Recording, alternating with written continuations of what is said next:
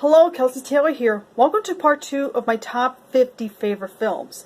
Last week I went through numbers 50 through 41, and this week I'm going to be going through numbers 40 and 31. I'm just doing these amount every week until I'm done with this list, and there'll be a few more parts to come. So if you haven't seen the first part of my top 50 favorite movies, definitely go watch that first. Now I'm going to be continuing on. My 40th favorite film is my favorite movie by Tom Hanks. Like, one of my favorite movies by Tom Hanks is Forrest Gump. He did a great job in that film, like, great performance, and it's a very well done movie. Everybody knows about that film. It's about Forrest Gump explaining his life, like his life as a kid, when he was with Jenny, his time in the army, and as a shrimp boat captain, all that. I mean, it's a great, Robert Zemeckis directed this film. It's a great movie, and definitely one, if you haven't seen, definitely go watch that. And I'm looking forward to the movie that Tom Hanks is doing, if it still comes out in December, that I did a trailer reaction to not too long ago. So, yeah, Forrest Gump is my 40th favorite movie of all time. Number 39 is National Treasure, the film starring Nicolas Cage. And I even like the second one as well for some reason. I think I like both of them pretty much the same. And I'm sure a lot of you have seen this one. It's about Nicolas Cage going on a looking for treasure. Like there apparently is like some sort of a map on the back of the Declaration of Independence, and then these bad guys coming after him to get the decoration and all that. And yeah, it's definitely like a very fun-filled Disney. It's a Disney movie, but very well done, very action-packed, and very entertaining and very engaging. I mean, I enjoy that movie, National Treasure.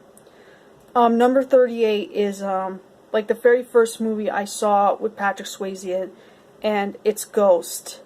And it's another well-known one.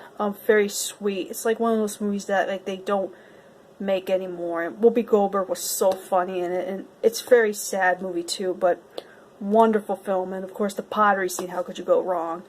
And Ghost is a masterpiece.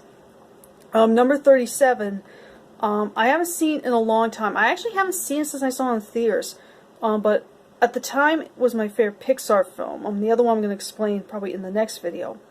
This one I'm going to mention now is Inside Out, which surprisingly doesn't get talked about as much. Like, it was talked about a lot when it first came out, but I don't know, it's not one of those movies that a lot of people have forgotten about. It just hasn't been discussed as much.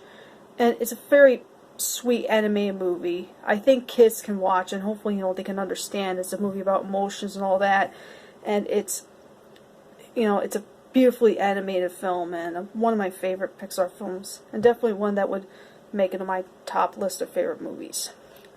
Number 36, and I decided to make it a tie. I've been thinking about it. I've been thinking about these certain films. The original Spider-Man is on my list, and I decided to put Spider-Man Homecoming as well. The Spider-Man movies are very good. These are like my favorite kind of superhero films. I think Spider-Man Homecoming was a bit better than the original Spider-Man. I mean, the original Spider-Man movie was the one that got me interested in Spider-Man.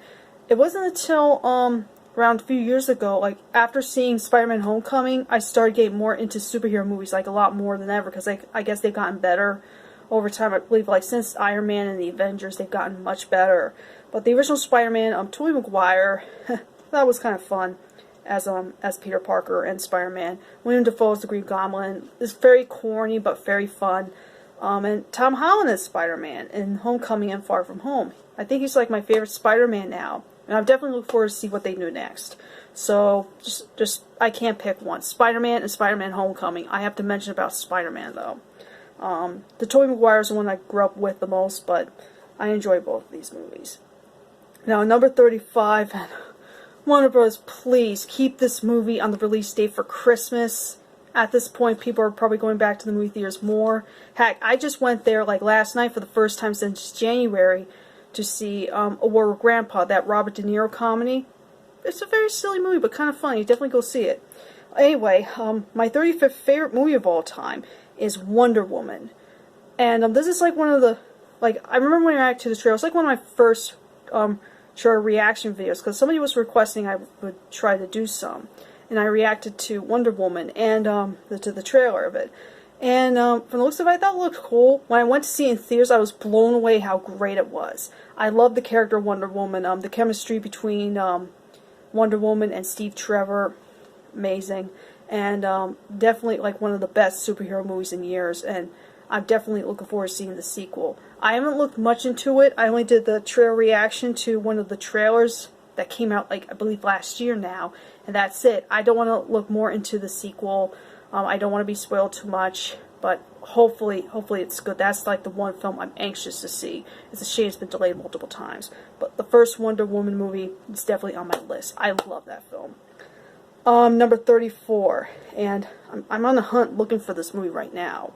Like, no stores around here are carrying it at the moment. Not even at my local Goodwill. I wish I could find this film. It's a Jake Gyllenhaal film called Nightcrawler. And Jake Gyllenhaal plays this guy who's basically just filming, he always carries his video camera around, like some HD camera or something, and he always like films like crime scenes, like filming at night, crime scenes at night, and then he takes them to to a news station. Like, he gets a job at the news station to give them the footage to put on their morning news. It's an amazing movie. Like, I went into it not knowing what it was about. It's amazing. It's definitely right up my alley, and definitely one I can't wait to watch again. Like, I'm so obsessed with that film. Ever since I saw that movie, I became obsessed with it. It's like something like, as somebody who does like camera videos all the time, it's not something I would do in real life. I don't have the courage. But Nightcrawler with Jake Gyllenhaal, like, definitely amazing film, and it's on Netflix, so definitely watch it. Number 33. Like, I've been like, changing this list up a bit recently, and I was like thinking of like one certain film I saw in the past few years, probably my favorite. Although I'm gonna warn you, it's a very sad movie. I don't know if it's gonna be on a lot of people's like top favorite lists. Like when it comes to favorite movies, mostly dramas. But out of the Mark Wahlberg and Peter Berg collaborations, Patriots Day is my top favorite. This one is the one on about the Boston Marathon bombing, and there was another one that came out the same year, Stronger, starring Jake Gyllenhaal. Both movies are good, but I think Patriots Day is my favorite. Patriots Day is more about them trying to hunt down the bombers, and thought that was very deep. The acting was very good, and definitely, like I said, very, very heartfelt, very sad too, of course, and the event, a lot of people still remember, even about 7 years later or so. But definitely see that one. I'm going to warn you, it's very sad, and probably my favorite out of the collaborations. And I think, no, it was Deepwater Horizon. It was the first one I saw those collaborations. Then I think it was Patriots Day, and then Lone Survivor. Like, I like all three of them. Like the first three that Mark Wahlberg and Peter Berg have done. Like the first three movies they've done out of the 5 were based on true stories, and that one's like my top favorite of when it comes to based on true events. Number 32 is the Disney version of Narnia, The Chronicles of Narnia, The Lion, the Witch, and the Wardrobe. This film, when I saw this in theaters when I was like 12 years old, I was obsessed with. At the time, I was obsessed with the book, I was obsessed with the movie, and haven't watched it in a very long time. And definitely an epic. It's like my type of fantasy. I couldn't get into Lord of the Rings at all, but The Chronicles of Narnia, like, something about it I felt was very magical, and that made me a bit of a C.S. Lewis fan. I like the stuff that C.S. Lewis has done, and of course, Lion, the Witch, and the Wardrobe is my favorite book that he's written, and my favorite story in the Narnia series. And there's a few other Narnia movies actually there's one by Disney, and one that Fox made. It's now owned by Disney. It's hard to believe to think about it now. Those last two were decent. I think the first Narnia film is definitely the best. And Liam Neeson is Aslan. How could you go wrong? At the time, I didn't know who Liam Neeson was, but I enjoyed the first Narnia movie. And I even own that cheap 80s TV version of The Chronicles of Narnia that PBS aired in the 80s. It was very damn cheap. And I guess they literally said word for word from the book. It felt like it. If you see it, you know what I mean. Now, the last one, number 31, is another childhood favorite, Harry Potter and the Sorcerer's Stone. This is probably my favorite of the Harry Potter movies. I remember when I first saw it, and I never read the books. I believe I read a little bit. I think I read I think the first Harry Potter book was this one, I think. I didn't read it, I just didn't, I never read all the books at all. I just seen them, you know, I'm a movie fan. I just watch movies, that's all. The first Harry Potter definitely still holds up and launched the careers for Daniel Radcliffe and Rupert, I forgot his last name, who played Ron Weasley, and of course Emma Watson, right? Who plays Hermione.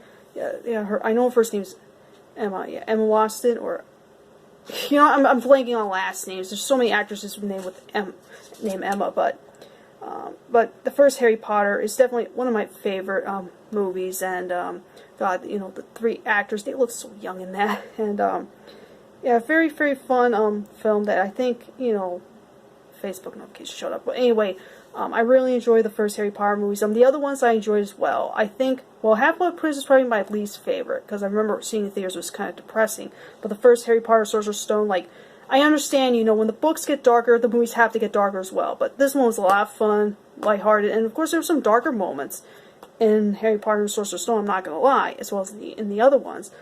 But the first Harry Potter is definitely on my favorite list. It's one of my childhood favorites, and one I used to watch a lot as a kid. So, those are just going through 40 through 31 of my top 50 favorite movies, and next week, if I have time, I'm going to be going through the next round. So, thank you guys so much for watching, and stay tuned for part 3 coming soon. Adios.